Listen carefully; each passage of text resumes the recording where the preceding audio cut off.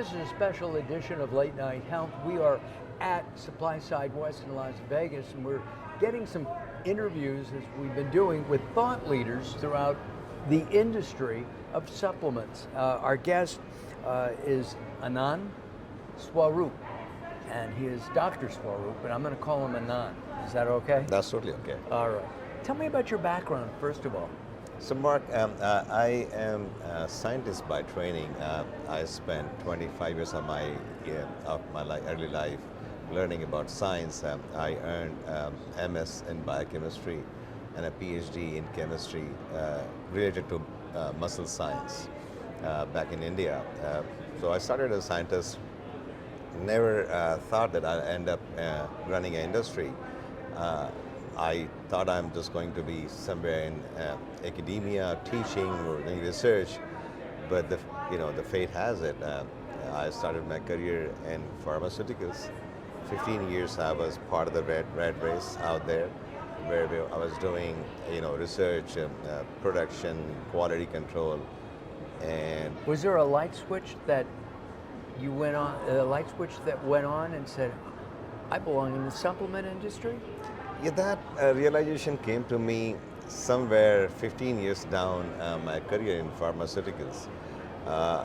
One fine day I realized that we are doing research or finding things or doing things only to cure the symptoms. Nobody's actually looking at the reality that why people get sick. And that kind of just woke me up, and I left my job. It was a very nice career, and my boss told me that you're doing a mistake. I took that plunge, started a lab, bringing in plants from different areas of India, from Africa, and dissecting them in my lab to figure out what's inside. If they're working in traditional knowledge, why they're working. Did your family say, go for it? Or were they a little nervous? They were said that you lost your mind. Nobody have done business in this family. We are people who work for others and make a living. You'll fail. And I thought, I was 37 years old. I thought, now or never. You have other initials after your PhD. Yeah, that is FACN. It stands for Fellow of American College of Nutrition. That is a kind of honorary degree which is given to you once you have done some research work on and published a lot of papers on nutrition science. Is your experience that the industry, the nutrition industry is what I'm going to call it, supplements, natural products of all kinds. I mean, even, I always get a kick out of organic fabrics. I don't know why I get a kick out of that. I don't understand it. I'm just going to stick it on my skin and keep me warm. But this whole natural industry, do you think it's growing, and that the American people, because we're here in America, but people throughout the world are looking for more natural supplements, more natural foods? Absolutely. If you see the entire premise of natural industry, be it your food, be it what you wear, be it what you use, and if it is closer to nature, it actually plays a part of our culture, our lives. It's intertwined. If you look at human history, we were nobody's, a few million years ago, dinosaurs' time and everything, and then humans become apex predators. We are not the strongest on Earth. We are not the biggest on Earth, and we are sitting at the top of the food chain. 7 billion people and growing. So we must have learned something on the way which was right. Right food, food which is sourced from the local source, because we cannot really transport food in those days. And we learned some knowledge, some traditional knowledge, which has been passed on by generations, that if you do that, you survive and you thrive. So that's why I think this natural and concept of eating natural, wearing natural is so close to us, because it's intertwined with your life, with your rituals, with your culture altogether. Be it America, be it Asia, be it Oceania or South America, it's all the same. It's all part of our lives. We all have to eat. Yep, We all yep. want to be, and we all want to be healthy. Let's talk about your company, and I'm gonna Sepam. That's correct. Sepam. Okay, we're going to talk about Sepam Sense, but you're using AI in the development of products. Is that how that works? AI, AI, by the way, is artificial intelligence. Absolutely right, yeah. Something So- that I've been accused of having myself. yeah, so AI, or artificial intelligence, or it's a over-encompassing term, as you know, the different definitions out there. But what we're doing, we're using a bunch of computers to do things which are harder to do by humans, or we need more man hours. We let the machine do it. In the case of natural products or natural living or anything which is connected to traditional knowledge, it has got a tremendous application. If you see, when I was talking about the traditional knowledge which is passed on by different generations, some of this traditional knowledge is written, it's in the text. It could be in different languages or different ways in different part of the world. And these texts are enormous. We, I think we have not even read them completely as a humankind. Because first you need to have that language ability to understand them. Most of them are written in almost like riddles. It's something, it works for you, and then how it works, you have to figure it out. A riddle would be something like, there was a boy in Nantucket. Well, I better not finish that.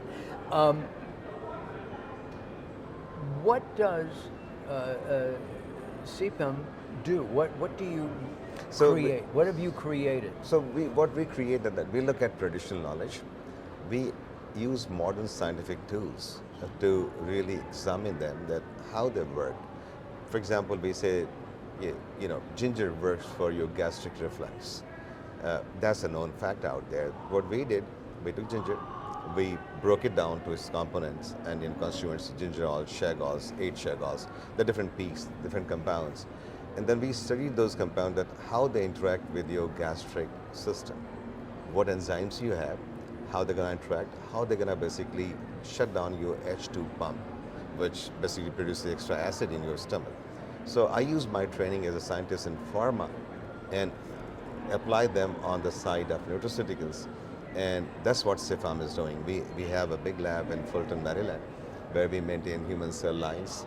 We can make custom DNA and protein pairs. And then we use all this knowledge and examine the biochemicals coming out of the plants, how they interact with your body.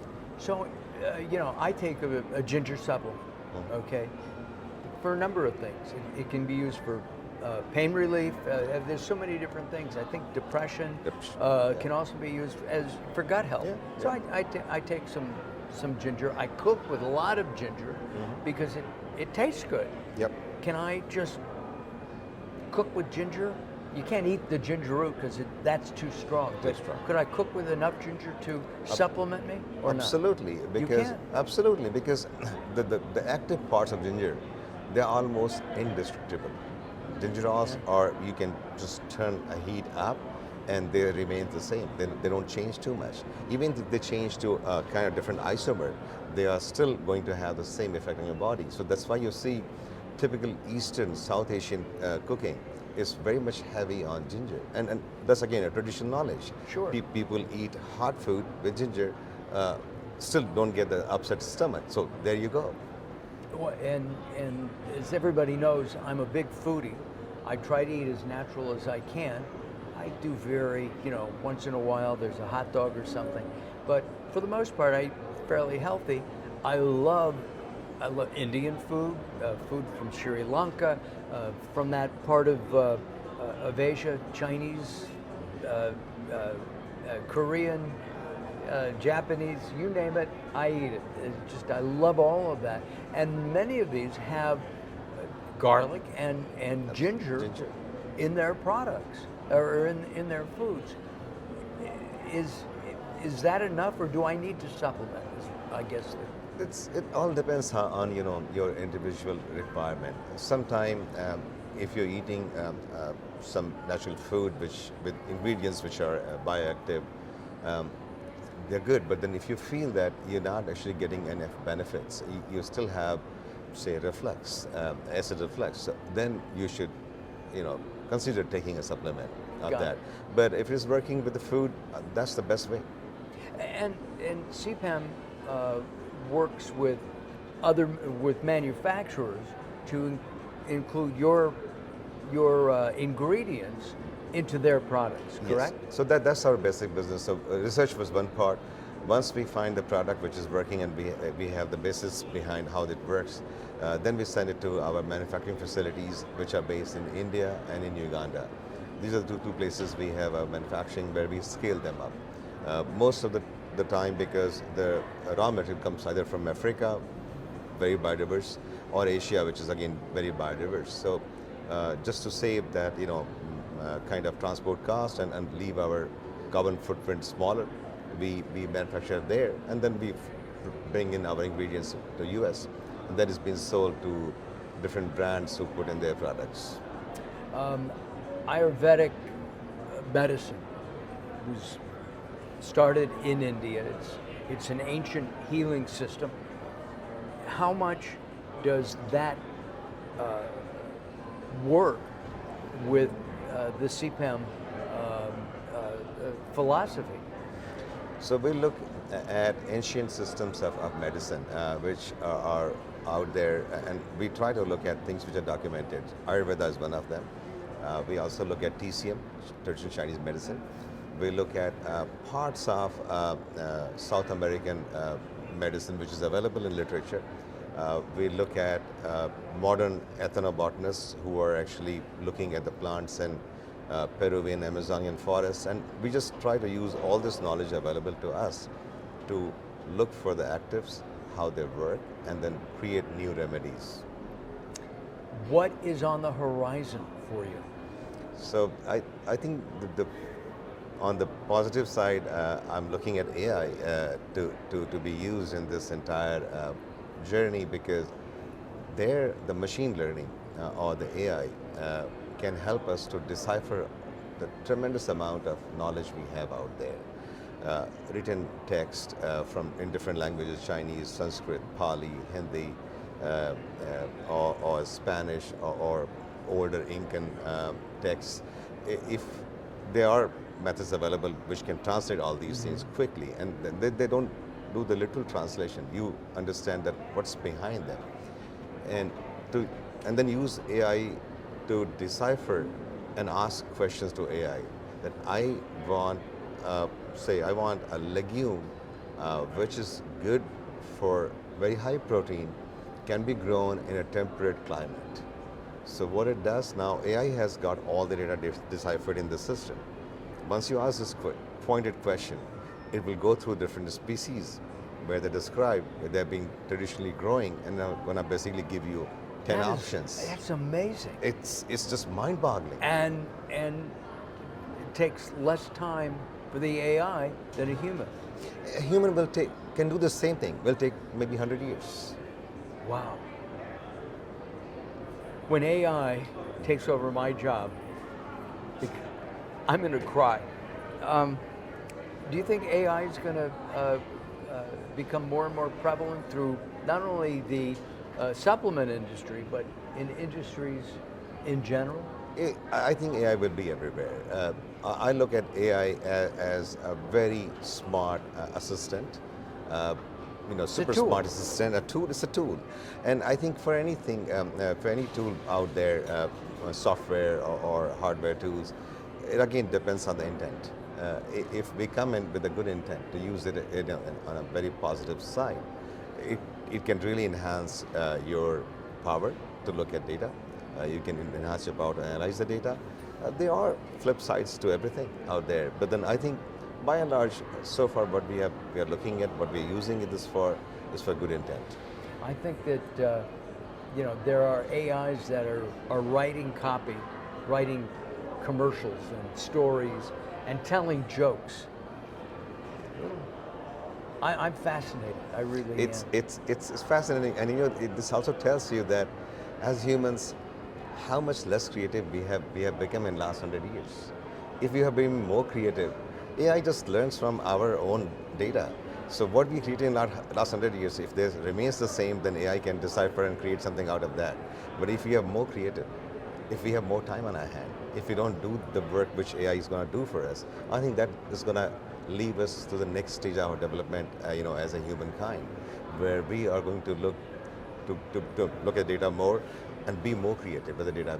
We create more stuff out there, and with the help of AI, we're just going to use AI to actually decipher, help us out in our journey to evolve further.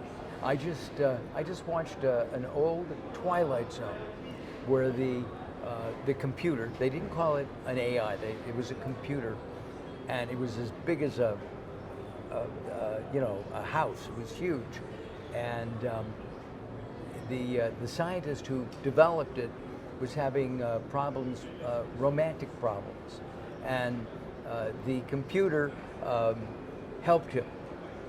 It turned out that the computer actually loved the guy who created him and didn't want him to be successful with women. But anyway, that's a story for another time. That's absolutely. But this all again, we are looking at algorithm. Right. It's everything which we do. There's a rhythm to it. There's a pattern to it. Sometimes, because we all are different out here, it's very difficult to predict. But there's a pattern to every behavior. Machines are very smart. They can sniff it and they can tell you. And they can tell jokes. They can tell jokes too. Absolutely right. Anand, thank you very much for your time. Look forward to our, future conversations. Absolutely, as you and your AI. Does your AI have a name? No, absolutely no. I'm using public tools, so okay. we're not going to create anything out there. We just use whatever is available out there. There are beautiful engines, what we call engines. DALI, there's several out there, but we use DALI. It's DALL-Y, Dolly, a DALI. It's the little engine that could. Anand, thank you very much for spending some time with us here on Late Night Health. Our guest has been Dr. Anand Swaroop from CPAM. That's great. And we appreciate it and look forward to talking to you as you have new developments. Absolutely, Mark. Thank you so much for inviting me. Thank you very much. I'm Mark Alyn, and this is Late Night Health.